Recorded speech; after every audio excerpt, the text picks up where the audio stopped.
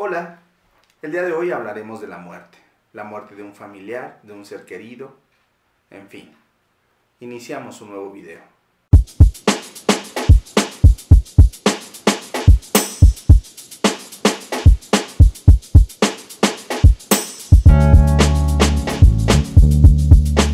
Efectivamente, el día de hoy hablaremos de la muerte. Ahora, ¿por qué es tan doloroso? Partiendo en que va a ser más doloroso en la medida en que los vínculos sean más fuertes. Es decir, entre más vínculos tengas con una persona, la muerte va a ser más dolorosa. ¿Por qué? Por obvias razones. No es lo mismo que se muera un familiar muy cercano a que se muera, no sé, el vecino del cual no sé nada de él, más que saludarlo o verlos de lejos. Los vínculos son menos fuertes, menos resistentes. Ahora, ¿cuáles son las etapas del duelo? Las etapas del duelo son el shock, la negación, la rabia, la culpa, la depresión y finalmente la aceptación. Pero antes de entrar a esas etapas, vamos a ver. Mira, cuando la muerte es imprevista, que no lo esperamos, que llega de sorpresa, a veces es profundamente dolorosa. Porque, pues, lo vi hace un momento, va a la tienda y de repente sufre un accidente, de repente sufre un atentado y pierdo a ese ser querido, a ese ser amado. Entonces la etapa del shock en ese momento va a ser más duradera. ¿Por qué? Por obvias razones, porque ni siquiera me lo esperaba. Es diferente a cuando el familiar o la persona cercana tiene una enfermedad y el duelo empieza a ser un duelo inclusive anterior a la pérdida, porque la misma enfermedad es parte de ese duelo. Entonces sí es una variable muy importante cuando la muerte es sorpresa que cuando la muerte es esperada. ¿Duele? Claro que duele, aunque sea esperada, aunque lleve un proceso de enfermedad terminal, pero llega el momento y claro que es dolorosa. Ahora, también hay una especie o algo que podemos llamar duelo colectivo.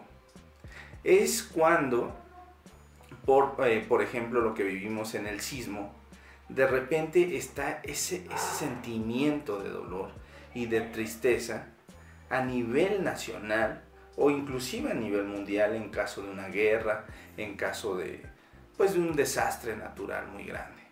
Cuando la muerte es por un atentado, o por violencia, este tipo de muerte tiene, yo lo llamaría una dosis de crueldad aún mayor. ¿Por qué? Porque tu ser amado ha sido víctima de la delincuencia, a lo mejor de un secuestro, a lo mejor de tortura, a lo mejor de un atentado terrorista.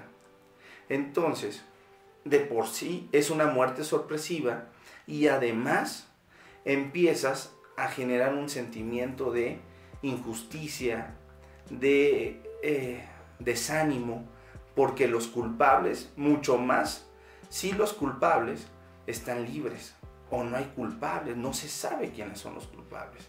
Entonces ese sentimiento de indignación crece o aumenta o acrecenta el dolor de la pérdida. Y no para ahí, viene lo peor. ¿Por qué? Porque en tu mente, en nuestras mentes, empezamos a repetir el hecho. Es decir, ¿cómo murió mi familiar? Si fue víctima de tortura, estamos reviviendo cómo serían sus últimos momentos, sus últimos minutos, sus últimos días. Cómo sufrió, por qué lo torturaron tanto.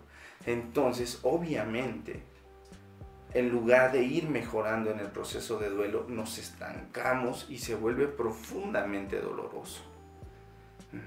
Porque estamos reviviendo y reviviendo ese hecho, que inclusive no sabemos si fue o no fue así. Dirás, pero sí sabemos porque están las señas de tortura, porque los médicos nos lo dijeron. Bueno, sí, pero no sabemos cómo vivió esa tortura. cómo la asimiló tu familiar. Pero nosotros, hace cuenta que nos flagelamos con ese dolor. Y claro que en lugar de ir mejorando en el proceso, pues lo revivimos y lo revivimos y lo revivimos. La muerte está ahí y es poco saludable. ¿Te culpo? Claro que no, porque es un proceso normal, o sea, es un proceso de reclamarle a la vida, a un ser supremo, de que permita esa injusticia. Pero no podemos estancarnos en esa imagen o en esas imágenes, porque pues no nos va a llevar a nada bueno. Inclusive nos va a llevar a nuestra propia muerte. Bueno, ahora, etapas del duelo. La primera, que está relacionada con el shock, es el aturdimiento. ¿Cómo me imagino? Haz de cuenta que estás tranquilamente, no sé, tomando un café, vas caminando y de repente llega una fuerza muy poderosa y te empieza a sacudir. Y te sacude y te sacude y te sacude y de repente te suelta. Pero una sacudida fuerte, ¿no? De una fuerza sobrenatural. Entonces de repente, y te suelta. Y tú no sabes qué te pasó. Ajá. No sabes dónde estás, no sabes quién te hizo eso, no sabes nada. Bueno, pues eso es cuando te dan la noticia de que tu familiar, de que ese ser querido ha muerto. Después de ese aturdimiento, imagínate también en un choque, ¿no? De repente del choque, del primer golpe, no sabes qué pasó. Bueno, después de ese primer momento de aturdimiento, de la mente en blanco, de no sé dónde estoy, qué está pasando, qué tengo que hacer, viene la negación. La negación de esa agresión, porque la muerte es una agresión. Es de repente un ser querido te lo quita. ¿Para qué sirve la negación? Fíjate lo interesante que es. La negación te va a ayudar a procesar la noticia. Tu organismo, tu mente, es tan sabio que si asimilaras la noticia inmediatamente, sería muy duro para tu cuerpo, para tu mente. Entonces perderías la razón, te desmayas, te da un infarto. El organismo, para protegerse, te bloquea y empiezas a negar. Oye, se murió ese ser querido. No, ¿cómo crees? Eso no pasa. No, mi mamá, no. Mi papá, ¿cómo crees? No es cierto. Mi papá está bien. Mi papá está bien, mi papá está bien. Y no nos sacan de ahí. Muchas personas se encargan o quieren que aceptes la noticia. Pero pues eso no está del todo permitido, porque es acelerar el proceso. Tu organismo, una vez que tenga la capacidad, la fuerza suficiente, dejará de negar. Oye, ¿y si nunca tiene la fuerza suficiente? Bueno, entonces se va a bloquear. ¿Y vas a presentar síntomas de locura? Sí. Por miedo a aceptar esa realidad. Pierdes la razón. Entonces, tratamiento, terapia, medicamento, para darle fuerza al organismo que acepte esa noticia. Después de esa negación viene una etapa que le vamos a llamar, o se le llama, aislamiento. Ya reconocí que sí perdí a ese familiar amado, y de repente me aíslo. No quiero saber nada. No tengo ganas de ir a trabajar, no tengo ganas de ir de estudiar, no tengo ganas de hablar, no tengo ganas de bañarme, no tengo ganas de nada. De nada, déjenme morir. Esta etapa también es peligrosa porque estoy aislado y además me empiezo a relacionar con esa persona muerta. ¿Cómo? A lo mejor si él murió de un infarto, yo empiezo a decir, ay, estoy muy mal y además me duele mi mano. y además me duele mi brazo. Y siento que mi corazón se acelera. Es decir, empezamos a asociar los mismos síntomas o las mismas causas que le provocó la muerte a nuestro familiar.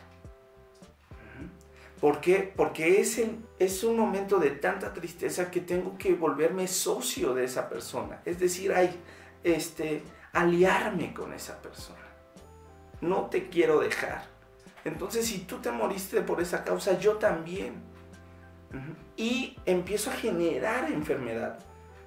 Esos síntomas, por lo menos aquí en la mente.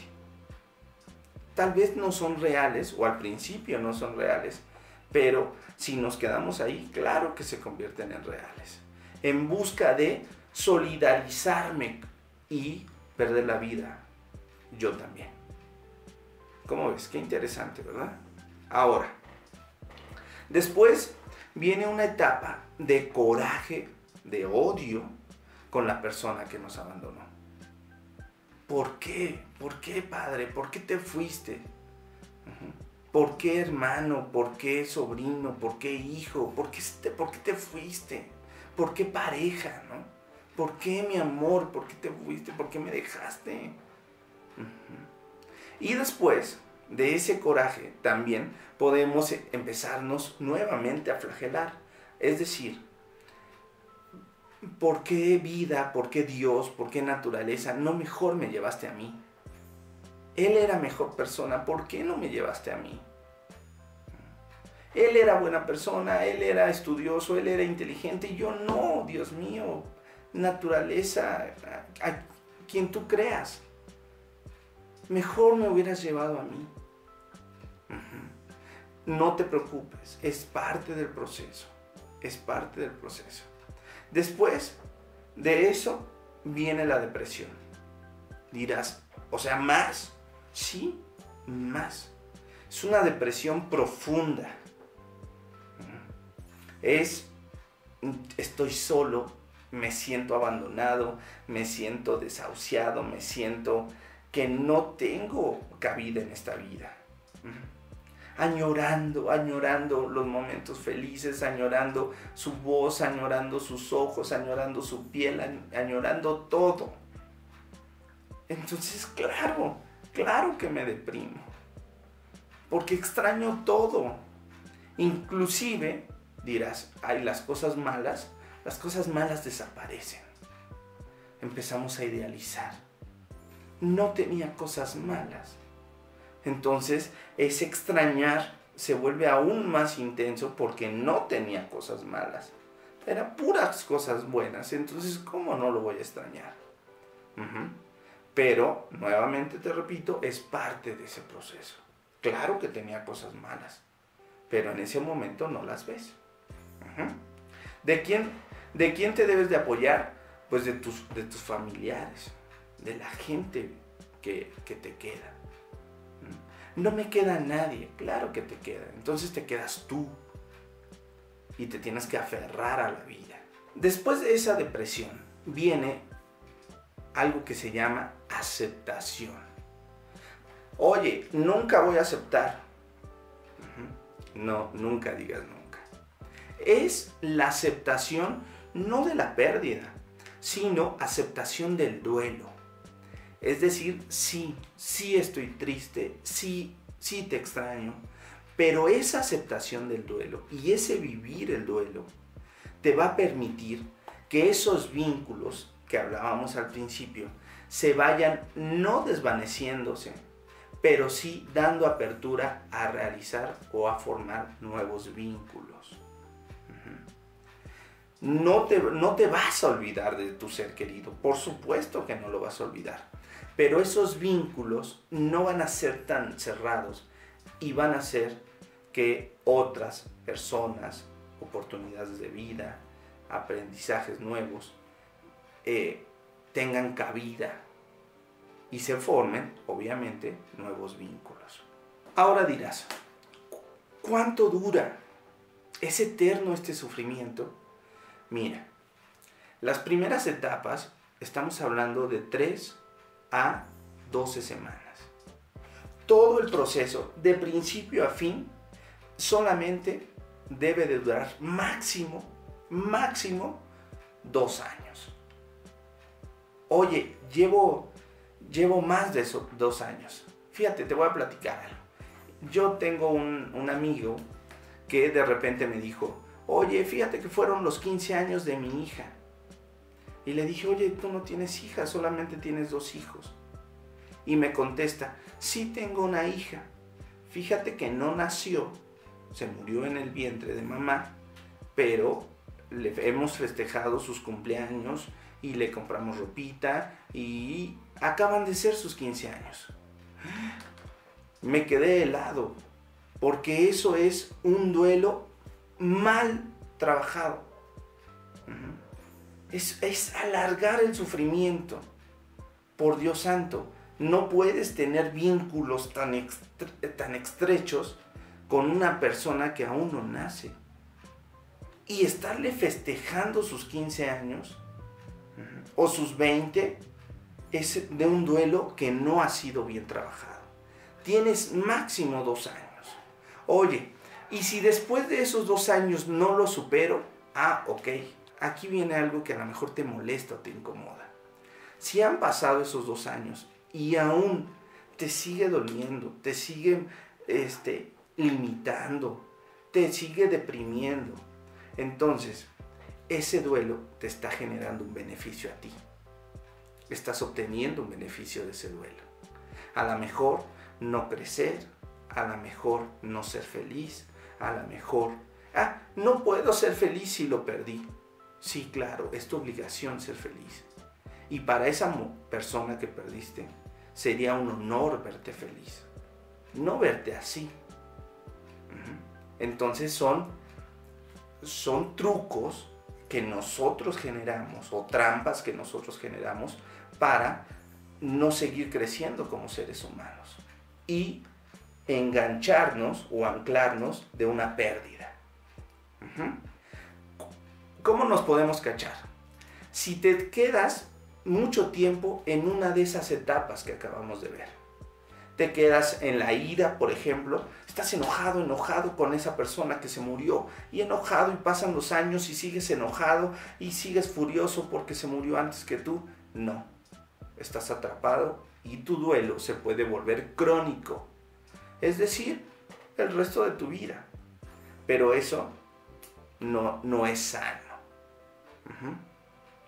Oye, pero es que lo amaba mucho. Sí, máximo 2 años. No te estoy diciendo que lo olvides. Te estoy diciendo que la vida tiene que seguir y que se deben de formar nuevos vínculos. Otro error es cuando existe un aplanamiento de emociones. Llega el velorio, llega el funeral, llegan, no sé, los rezos, y el tipo o el chico o la chica no lloró. No llora y es, no sé, a lo mejor su esposa, su esposo, su hijo, el que acaba de morir, su hija, y esta persona no llora. Y pasa el tiempo y no llora. Y pasan 10 años y nunca lloró. Pero, ¿qué crees? Tampoco es un proceso sano del duelo, porque no han salido las emociones.